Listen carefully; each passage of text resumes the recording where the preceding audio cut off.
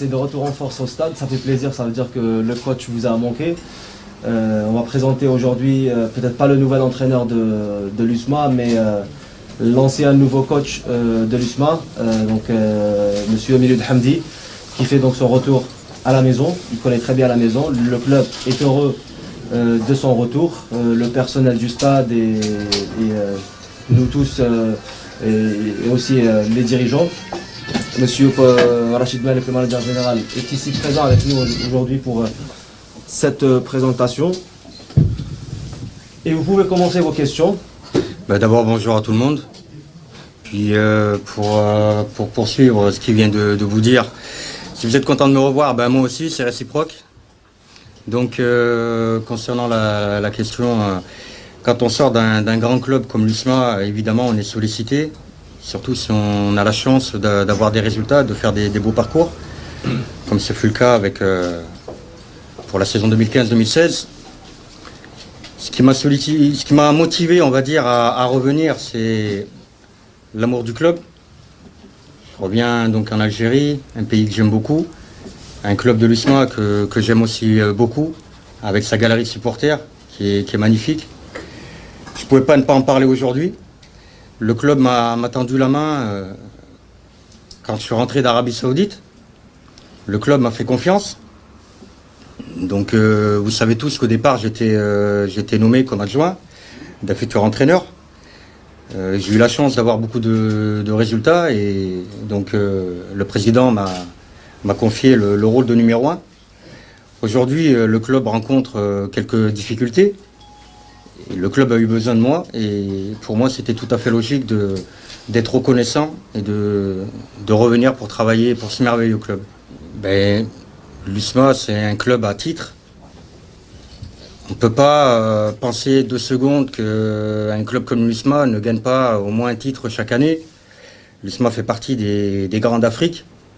Effectivement, quand je suis arrivé en 2015, j'arrivais et la situation du club au niveau sportif, en tout cas, était délicate. On a su, comme vous l'avez dit, remonter la pente et relever ce défi qui était très difficile. Maintenant, je vous dis, c'est mon amour pour ce club et pour tous ces gens qui l'aiment que je suis revenu. Et évidemment, c'est encore un nouveau défi. J'arrive pas non plus dans les meilleures conditions, on va dire.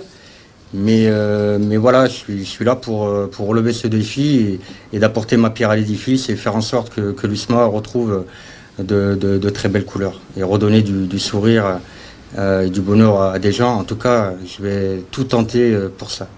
Je pense que ça devait arriver un jour et je suis fier que ça tombe sur moi. Je pense aussi qu'il y a peut-être certains entraîneurs qui auraient voulu revenir dans ce club.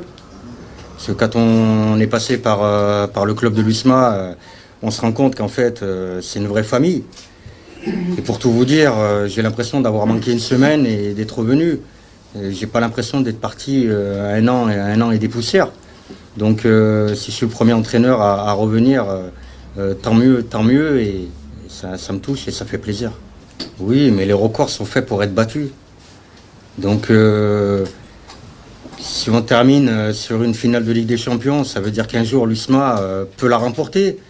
C'est un record qui sera battu parce que nous on a atteint la finale malheureusement avec un échec au bout. Mais les records sont faits pour être battus, donc faut travailler et faire en sorte de les battre. C'est pas toujours facile, mais on est là pour ça avec tout le staff. Le titre est plus que jouable. Même avec 12 points de retard. Mais vous oubliez 3 matchs de retard. Il y a peut-être 12 points, mais il y a 3 matchs de retard. Alors évidemment, c'est des matchs de retard, mais c'est des matchs qu'il faut gagner. Maintenant, moi, je suis quelqu'un de très optimiste. Je ne parle pas de manière négative. Dans le football, tout est possible. Et même si j'étais arrivé avec 20 points de retard et 3 matchs de retard, pour moi, c'est toujours possible. Le titre, tant qu'on ne l'a pas donné à l'équipe en fin de match retour, il faut y croire.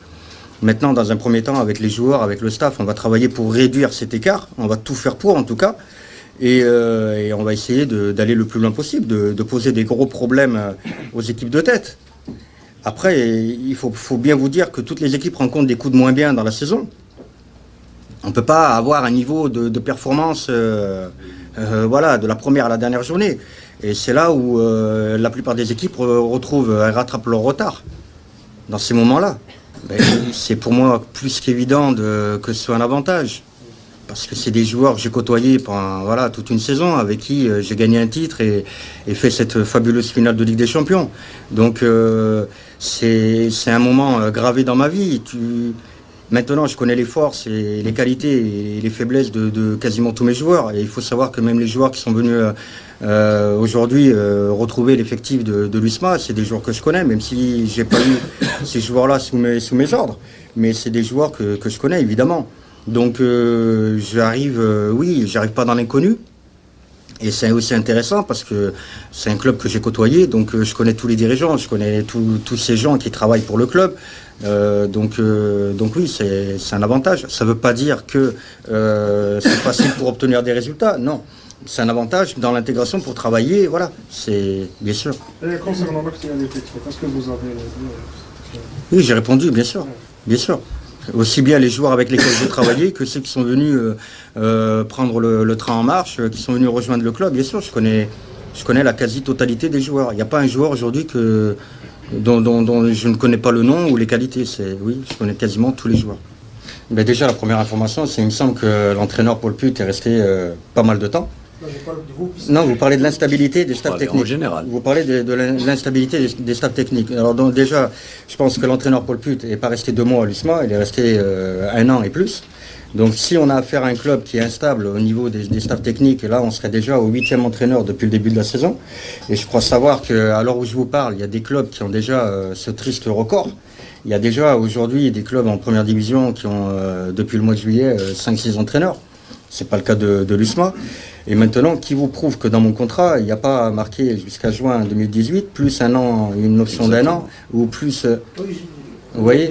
Donc ça c'est en interne que ça se passe au club, et voilà, ça concerne que le président et moi-même par rapport à la continuité de ma mission au mois de juin. Moi, ce qui m'intéresse aujourd'hui, c'est ce que je vais faire jusqu'au mois de juin, ce que je vais tenter de faire, relever ce défi qui est passionnant.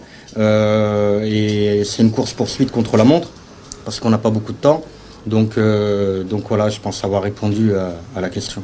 Et le départ de Paul Put qui est resté plus d'une année et demie, je pense que les gens qui vont travailler avec lui, il a eu une très bonne approche, justement, il a gardé cette stabilité. Donc le club, avec le consentement du club, n'est-ce pas, donc ça prouve que le club vit bien, justement, sur cette stabilité.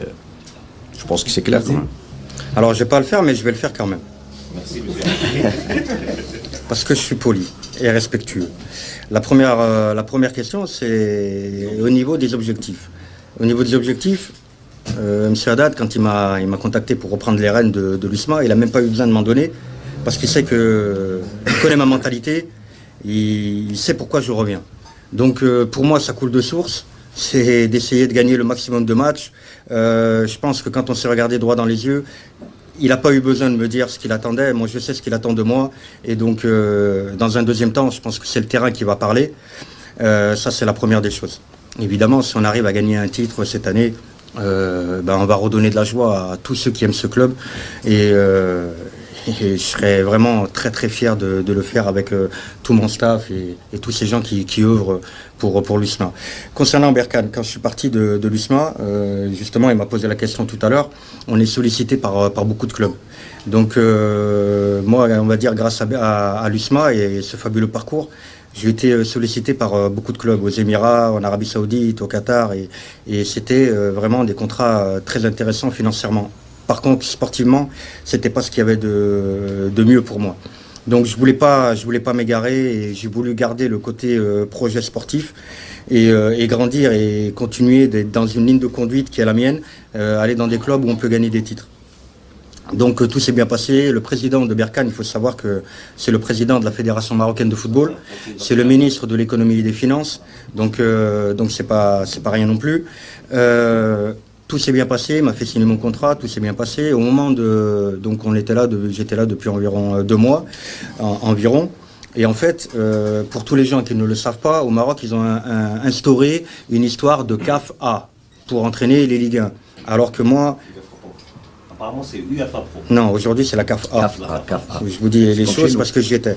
C'est la CAF A. Il faut savoir que aujourd'hui, au Maroc, c'est peut-être l'un des seuls clubs en Afrique où ils demandent la CAF A. Moi, j'ai l'UEFA A. Et je vais être très clair aujourd'hui parce que j'entends que des conneries à mon sujet. Le coach, il n'a pas d'entraîneur, il n'a pas de diplôme. Le coach, c'est un préparateur physique. Ça fait maintenant, alors aujourd'hui, on va être à la 3e année. Ça fait 3 ans que je vais le dire à voix haute. Le coach est diplômé et je ne suis pas un préparateur physique. Je suis un entraîneur.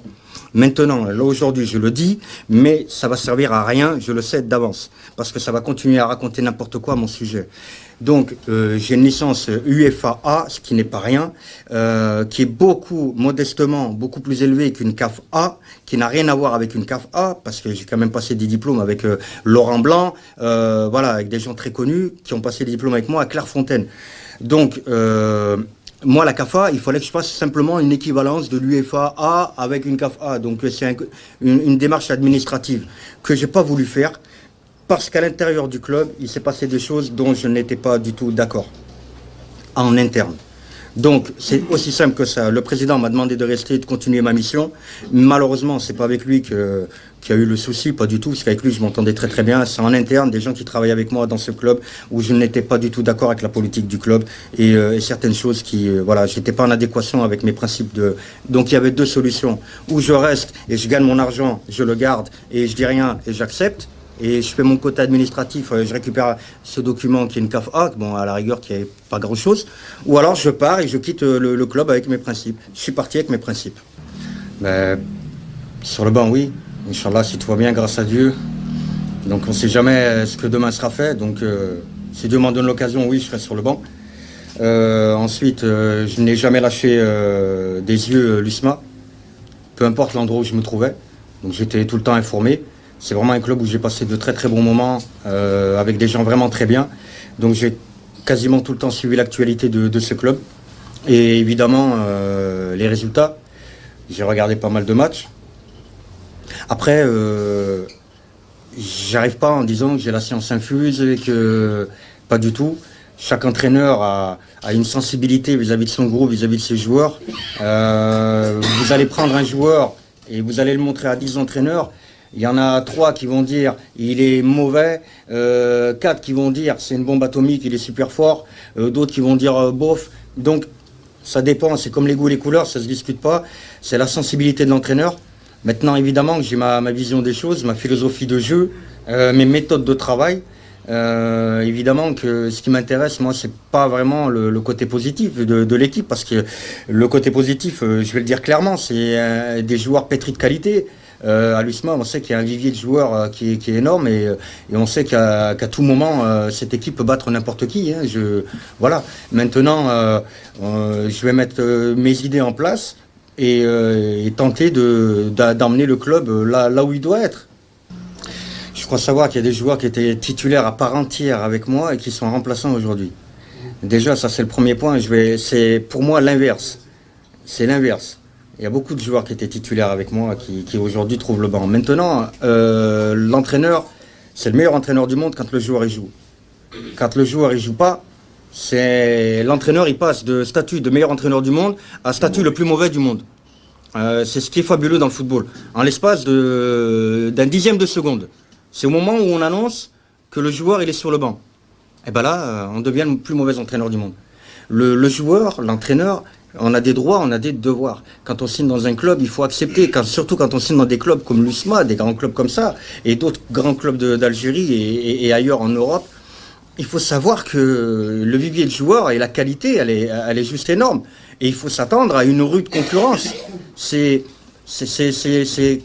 comme ça, c'est le football et c'est la vie dans les grands clubs. Maintenant, il faut essayer d'être le plus honnête possible dans ses choix, dans sa logique avec les joueurs. C'est pas tout le temps facile. C'est un métier qui est entraîneur, c'est un métier qui est complètement, mais vraiment très difficile. C'est pas quand il y a des mauvais résultats, c'est pas les joueurs. Hein. Quand tu as 4-5 mauvais résultats, le joueur, lui, il est là, il a signé son contrat. C'est plus facile d'éliminer un pion, donc l'entraîneur, que 10 joueurs. Donc les joueurs me connaissent, je suis persuadé que les joueurs ont confiance en moi, savent que je vais être le plus honnête possible. Et malheureusement, on est 24, 27, et il y a des internationaux, il y a des joueurs pétris de qualité qui mériteraient aussi d'être en équipe nationale. Ils y figurent pas pour l'instant, mais j'ai bon espoir pour eux. Et je leur souhaite. Maintenant, la concurrence, c'est dans les grands clubs, elle est comme ça. Vous ne pouvez pas faire autrement. Vous ne pouvez pas aligner. Le football, c'est à 11. Donc, groupe de 18 et 11 sur le terrain. Donc, automatiquement, il y a de grands joueurs qui restent sur le banc, sur le carreau et même à la tribune. Très franchement, par l'attitude des gens qui travaillent dans ce club et qui le côtoient chaque année, que ce soit les salariés ou les supporters, je ne sens complètement, mais alors vraiment pas de différence entre 2015-2016 et aujourd'hui. Très modestement, je le dis. Les gens m'ont pris, mon président, voilà, tous ceux qui travaillent pour le club et qui l'aiment, m'ont pris pour le numéro 1. Donc ça a duré un petit moment en début de saison parce que voilà, on attendait un entraîneur. Mais tout de suite, quand on est rentré dans le vif du sujet avec la Ligue des Champions et qu'on a eu les résultats que vous connaissez, j'ai fini numéro 1 fort logiquement, mais aujourd'hui, comme vous le dites, j'arrive en A, il n'y a pas de... Il y a numéro 2, il y a un autre entraîneur... Non, j'arrive vraiment en A, je ne sens pas de différence parce qu'on m'a respecté, on m'a traité comme le numéro 1, donc en 2015-2016. Maintenant, le match de la Saoura, ça va être un match très compliqué, on le sait. C'est une équipe deuxième du championnat. C'est une équipe qui est très à l'aise à la maison, mais bon, qui a un peu des difficultés à l'extérieur. Et nous, de toute façon, on va travailler de la manière la plus sérieuse possible pour aborder ce match et obtenir le meilleur résultat. Concernant les joueurs, les retrouvailles seront tout à l'heure. Donc pour tout vous dire, ça sera tout à l'heure. Comment ? On reviendra pour la question. Après, alors, la nouvelle conférence, oui, avec plaisir. Je vous dirai comment c'est passé, mais je pense que ça va très très bien se passer parce que le courant avec les joueurs, vraiment, ça s'était très très bien passé. Mis à part, malheureusement, des fois, certains joueurs qui n'étaient pas titulaires. Donc, c'est comme ça, c'est la vie d'un entraîneur, c'est la vie d'un joueur. Ça, c'est une bonne question, d'autant plus que aujourd'hui, je reste convaincu. Pas parce que c'est un club que j'aime, mais je reste convaincu que l'USMA, aujourd'hui, sur le plan africain, c'était la meilleure équipe. Je reste convaincu. Maintenant, peut-être de gagner le match aller à la maison. Et très franchement, je suis très mal placé pour parler parce que moi-même, j'ai perdu contre le TP Mazembe. Même si on a eu des joueurs suspendus, c'est pas une excuse. Moi-même, je suis mal placé parce qu'on a perdu le match aller contre le TP Mazembe. Mais très franchement, je pense que l'USMA a vraiment déjà un plus bel effectif que celui du WAC. Et j'étais persuadé, moi, comme beaucoup de personnes, que l'USMA allait aller en finale, voire gagner cette Ligue des Champions, d'autant plus que l'USMA élimine quand même le Zamalek, un grand d'Afrique, c'est pas rien. Il a fallu ça, il faut gagner. Quand on joue une Ligue des Champions, il faut gagner le match aller, c'est une règle d'or. Il faut gagner le match aller. Si on ne gagne pas le match aller à la maison, à l'extérieur, c'est très très difficile. Très très difficile. Merci à vous. Merci.